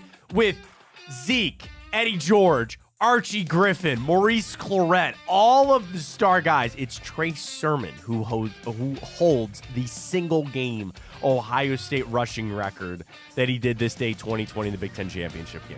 You want a little box score trivia there on that game? That was, okay, so 2020 Northwestern, you said? Yep. Sure. All right, Justin Fields, 2 interceptions in that game. Okay. Trey Sermon, actually the only 2 offensive touchdowns for Ohio State came in that game. Julian Fleming was your leading receiver in that game. I wouldn't even, there's no way to ever guess the Northwestern guys. Peyton Ramsey was their starting quarterback. He intercepted him twice in that game. Justin Hilliard and Josh Proctor got your interceptions in that game for Ohio State. So they got the win this day, 2020, to win the Big Ten and go to the playoffs. This day, 1990, Bo Jackson was named a reserve for the Pro Bowl, becoming the first player ever elected to an all-star game in 2 different sports. Deion was probably close. I think he could have been an all-star in I think Deion is still the only player to play in both a World Series and the Super Bowl. I believe that. I believe. Yeah. I mean, there was a time that he was playing during the week for the Braves and then play. I mean, that's the thing about Bo. He would go back and forth on a season, I think, but Deion was doing it both at the same time. I mean, absolutely incredible. This day, 1948, the Cleveland Browns finished an undefeated season by beating the Bills 49-7 in the AAFC Championship. This day, 1917, the NHL opened for their first season ever. Congratulations to them. Very happy birthday to the NHL. This day, 1871, Albert Jones filed the patent for corrugated paperboard, which is now commonly known as cardboard. Oh, I was going to say that. Cardboard, yeah. He patented cardboard this day. Could you ever imagine if I would have told Mr. Albert Jones over 100 years ago, more like 150 years ago, there's this little company named Amazon, and they'd use cardboard more than any company in the world. How much do they? It's got to be. It's nuts. Oh, it's disgusting to think about. It's insane. We recycle the Fontana household, but I'll get a lot of Amazon boxes there from them. So cardboard patent this day, 1871. This day, 1777, George Washington settled his troops at Valley Forge for their winter encampment, of course, which would be awful and terrible. I'm pretty sure it was horrible. I love Reflog's video of Flacco crossing the Delaware with all the Browns players on that. It's pretty cool. That day. Shout out George. You know who Shane Gillis is the. Oh yeah, he's my favorite comedian. Yeah. He's got that George Washington bit. It's hilarious. Where he's like, nobody would. He goes, the British are sitting on the other side of Delaware, like, dude, it's icy and 32 degrees. Nobody's gonna cross this river in a rowboat today. And George Washington's like, yeah, watch me, buddy. Get after it. Good job, George. Very happy birthday goes out to the Hall of Famer Kevin McHale, Winston Garland, former NBA player, and Darius's dad celebrating a birthday today. Hall of Famer Warren Sapp. Russell the Muscle Branyan. Russell Branyan celebrating a birthday today. Former Cavalier Mo Williams, former Brown John Johnson III, the late great Reggie White, and of course Jake Gyllenhaal. Oh, okay. What movie do you think of with Jake Gyllenhaal? I think of Nightcrawler. That's a was good the one. first one I thought of, but I don't know if you know this, Matt, but Swifties have like super bad beef with Jake Gyllenhaal. Why? Oh, because they dated? Yeah. Well, what's their problem? I think because Jake Gyllenhaal was like way older, So and what? I don't know if he like did her dirty or something. All right. But you got to be careful talking about Jake Gyllenhaal in front of the Swifties. All right. Well, we'll keep that. Good to know that. Yeah, I just want you to be safe. I appreciate it. Donnie Darko. Yeah, Donnie Darko. Oh, the one with Michael Pena Jr. Last or whatever. End of watch. So sad. Tearjerker. I can't. Yeah, I watched it once, and I'll probably never watch it. Very again, sad. To be honest with you. I mean, Spider-Man. You know, I thought he was really good as Mysterio. I did too. It's a funny story on that. So I dragged my wife to watch a lot of these comic book movies. So I got her to watch Spider-Man Far From Home because I said, hey, Jake Gyllenhaal's in this. And she's like, okay. We're watching it. Spoiler alert. And she goes, I thought you said he was a bad guy. I go, he is. And then have you seen it? You know, I was like, at first you don't know. at first he's a good guy. You're like, Yeah. I'm like, wait a minute. And then the great movie, by the way, for Jake Gyllenhaal. All right, speaking of movies, we got 4. Jake Gyllenhaal are in none of these. Aw. Sorry. So doesn't really work out that way. All right, first up, there's a lot of different ways that I could take this movie. I'll just put it that way. I'll just start with the year and see if you can get it. This day, 1997. Titanic. That is correct. I was gonna say there was room on the door. That was gonna be my next hint. There was plenty of room on the door. Yes, Titanic. I was in an era, Ryan, that it didn't fit on one VHS. It was so long that you had to get a 2 VHS set. I just recently watched on Twitter scenes of them actually filming when the ship is sinking. Oh yeah, And people are like basically drowning. I'm like, holy crap. I know. Well, they're on a movie set, but Yeah. they said like they're freezing cold. Yeah. Like it was terrible. I mean, that movie, for the cultural impact of just growing up, I was 8 years old, 9. So like I was in middle school. Not even then, but like it really picked up for me when I hit middle school. And I tell you, man, it was the biggest thing ever. Like it was just completely massive. I know all the money that they made and all that kind of stuff, but it was massive. So yes, Titanic, this day, 1997. You are 1 for 1. Next up, a film that came out this day, 1986. Jake Taylor and Ricky Wild Thing Vaughn both star in this film, but it's not Major League. Jake Taylor and Ricky Wild Thing Vaughn both star in this film, but it's not Major League. So 86, Correct. Charlie Sheen had to have been like, It's a younger guy. And then you know who played Jake Taylor? Tom Berenger, right? I don't know a movie that they were into in 86. Correct. This one might stump me, man. All right. There are 3 main actors in this. Tom Berenger, Charlie Sheen. Mm-hmm. The other actor from this movie.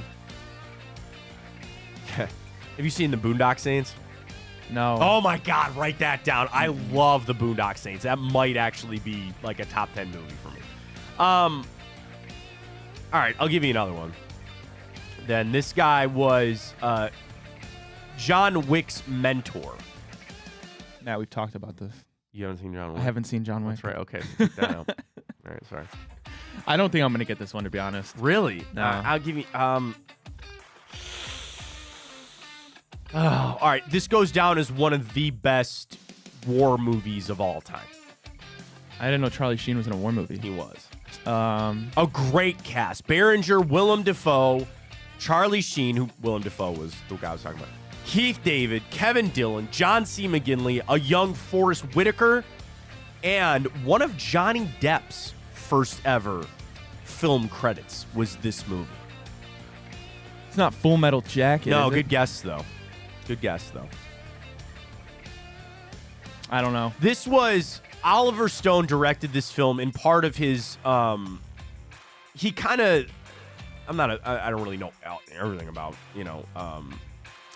Oliver Stone. The Doors movie I could rip apart left and right, but here we are. He did a couple of movies like Born on the 4th of July and all that kind of stuff. This was his Vietnam era.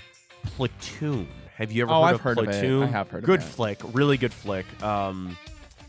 Again, Berenger, Sheen, and Willem Dafoe, the stars of Platoon. They came out this day, 1986. You would never get this other one. Also this day, 1986, a young Keanu Reeves and Drew Barrymore in a remake. It is one of the trippiest movies I've ever seen. I had to watch it in school. Have you ever heard of Babes in Toyland? I have not. It's really weird. It's a musical. It's creepy. It's out there, man. But it came out this day, 1986 as well. All right, final one for you. A film that came out this day, 1980, is regarded as one of the greatest sports movies of all time. Do you want the sport? Yeah, well, It might give it away. I don't know. yeah. Boxing. It's not Rocky? No. Rocky was like 76, I think, something like that. This is 1980. This follows the story of a real-life boxer. And the title of the film was his nickname. Not a big boxing guy. I don't know if I'm going to get it. Robert De Niro won his second Oscar for this movie. Oh, wait. I can, picture it. I think you got it. Raging Bull or That whatever? is correct. Yes. Raging Bull is correct. Jake LaMotta, Joe Pesci in that movie, nominated for 8 Academy Awards. It won 2. Best Actor for De Niro, his second, and Best Editing. Do you want your factoid of the day on Please. Raging Bull? I'd love it. In 1990, it became the first film in history to be selected to the National Film Registry by the Library of Congress in its first year of eligibility. So they do this every year. The National Film Registry from the Library of Congress are films, or they do everything. They do movies and music and all that kind of stuff, for being culturally, historically, or aesthetically significant for something that they do. Basically, to get on this list, you have to be one of the best movies or best songs or whatever of all time. And they do it every year. And in fact, this year was like Home Alone finally made it, like Terminator 2 finally made it. Home Alone came out in 1990. T2 came out in like 1993. It took them forever. Raging Bull made it in its first year of eligibility. In 1990, it became the first film in movie history to make it in its first year of eligibility for the National Film Registry.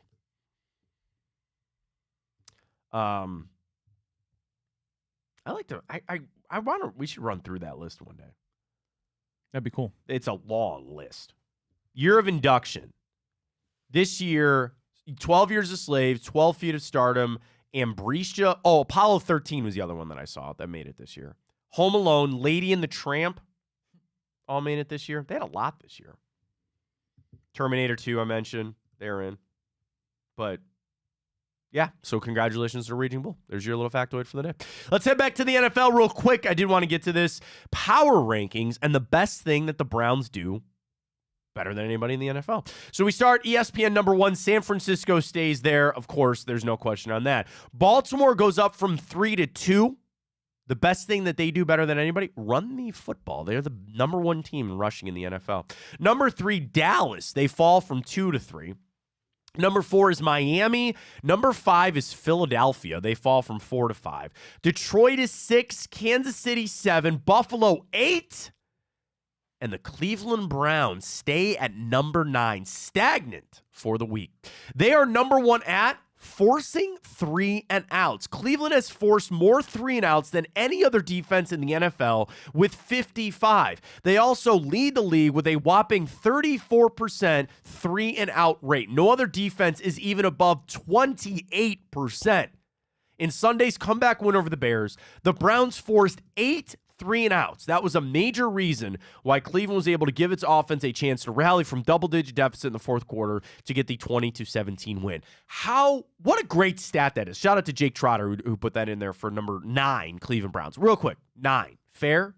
Detroit, Buffalo, Kansas City, Philly, Miami, all the teams ahead. You think that's fair? I think Buffalo and Detroit? I think we're better than Buffalo, Detroit, and Kansas City. Okay, well, up to 6 there then for the Cleveland Browns. With the offense finding its way and struggling, that is, what a great stat that is. You lead the league in 3 and outs. That's what you got to do. Give that ball back to the offense as much as you can so they can have as many cracks at the end zone as they can get. All right, let's wrap it up with our 2 for Tuesdays. First up, do you believe Kevin Stefanski is the front runner for Coach of the Year? 75-25. People say yes, Ryan. All right. Joe tweets, I don't think he is, but he should be. Great Scott on Twitter says, Coach of the Year is going to be Dan Campbell or D'Amico Ryans. Those are the 2 favorites I think we did. Alex tweets, he won it once. There are other worthy candidates. I can't see him getting it again. And as I mentioned earlier, Buck Zip said he's going to go with Ryan on that one. Not you, but D'Amico Ryans. And then is Die Hard a Christmas movie? 65-35. People say yes. So we got to go with the people and say yes, that it is. Well, speaking of movies, Ryan, let's get to it. Our big play bracket of the week. The best holiday movie of all time. Number 1, Home Alone takes it down. Christmas Vacation, very deservingly so, taking it down for Group 2. Ryan, please announce Groups 3 and 4. Yeah, not really close, Matt. They're Group 1 and Group 2. 2 runaways. I think they're the heavyweights in this. Group 3, number 1 seed Elf, Matt. That's going to be very hard to beat, but Very that's much so. Against The Grinch, Love Actually, and The Year Without a Santa Claus. And then you move to Group 4, the number 1 seed, of course, the classic Christmas Story, there with Miracle on 34th Street, Scrooged, and The Muppets Christmas Carol. Christmas Story's a little overrated. Sorry, it's just the 24 hours. Yeah. We've all seen it. Yes, it was based in Cleveland, which I appreciate. Yes, he says it's fudge. He loses the lug nuts, all that. It's not a bad movie. I just don't think it needs to be on a 24-hour loop. I agree. Christmas Vacation, way better. So wait, Elf? What about Elf? Did that lose? No, that's in Group 3. Oh, I'm sorry. I missed that. That's the number 1 seed. That's the number 1 seed. That's what I thought. I was like, wait a minute. I feel like Elf, because you ask yourself the movies you got to watch. Christmas Vacation, Home Alone, Elf are the 3 for us. Elf is a great movie, but people are obsessed with it. I don't know why. It's good, but well, and I got to appreciate Will Ferrell. He turned down like $20 million to not make it. I appreciate that. Like, stop remaking all these movies. I mean, we don't, unfortunately, talk a lot of movies on the show. There's big news in the Marvel world. They're moving on from Jonathan Majors, like, deservingly so. But now they're like, oh, we'll just bring Tony Stark back. Marvel's down the hole. Okay. They're in trouble. Down the hole. They've been down the hole. Now's the time for DC to step up. Yes. Come on. DC's got to do something big. I could... Go ahead. We got a couple minutes. I'm just saying, if they could do a DC universe, but they won't because you can't make movies higher than PG-13 or else you're not going to get a good revenue like all the other superhero movies, which is dumb because if you made a DC universe like Stop making the universe. That's what I'm saying. Stop making the universe. Just make the movies like Matt Reeves did with the Batman. Just do that. That film would be incredible. Everybody's like, oh, you got to have Superman and Batman in the same movie. Just stop making them. People won't do it because if you make a movie rated higher than PG-13, you're going to lose money. I get that. I understand that. But it's frustrating. I think you can, the problem is that they want to make it easy, where that Henry Cavill was Superman, right? And you knew that this person was Batman. So it gets conflicted. We're like, wait, what's Robert Pattinson? They got hooked because you saw what Marvel did, the billions of dollars that Marvel made with all these different movies. So they strive to do that, when in reality, just keep making the movies. People will go see them. DC's in a bad spot. I like that they turned it over to one person. I don't like that it's James Gunn. Yeah, I don't like some of the things that he's done. Yeah, no. He's going to get weird with it, and I don't like that. They've already casted their Superman, which is great. I think I'm excited for Nicholas Hoult to play Lex Luthor. Who's Superman? Who'd they cast? David Corn Sweat, something. Corn Sweat? Yeah, look it up. It's something like that. I swear to God, David Corn. He should be like the first thing that comes up. David Corn Sweet. That's close. He looks like a Superman. Yeah, he is. He looks a lot like it. So they're gonna have to get that figured out. But I don't know. But now, yeah, Marvel, because now, like I said, they got to move. Like Kang was supposed to be it. He's out now. All right, there's your movie update for the week. Great stuff today on 2 for Tuesday. Don't forget, coming up, the bold, bald breakdown. Nick Shook, Chico, in for the hour, doing nothing. And I know they're like us. Like, they love doing that when it's after a win. So you're going to get all the insight that you need from Shook. He'll be up here at noon to join Chico for the hour. And then tonight, Josh and Maria Cribbs with the return, and we'll promo Josh joining us tomorrow at 9:30. You're on the show, excited to have Josh on.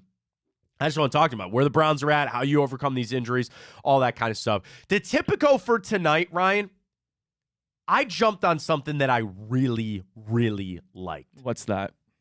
I mentioned it. They have this little boost for tonight. It's just a 2-leg boosted parlay. Suns money line over the Trailblazers, Celtics money line over the Warriors. I like that a lot. I'm staying away from college basketball tonight. But anyway, place your bets on Typico. Use that code BIGPLAY100 when you sign up. You deposit and bet $25. Use the code, and you'll get $100 in bonus bets for all your betting tonight. A bit of a slow night in the NBA. Yeah, not much games. Not much action Spurs tonight. Bucks, which is a 16-point spread.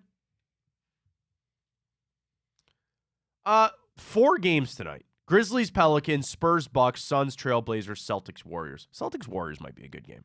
You might get me tuning into that. 5-point spread there for the Celtics. I'll take them on the spread there. Great stuff. Appreciate everybody joining us. Chico coming up at noon. Josh and Maria tonight. And we'll talk to everybody on a Wednesday edition of Matt Fontana Show right here on Big Play. Stay safe out there. Stay warm. Drive slow. Get there when you get there. For Ryan Tyler, I am Matt Fontana. And as always, take it easy.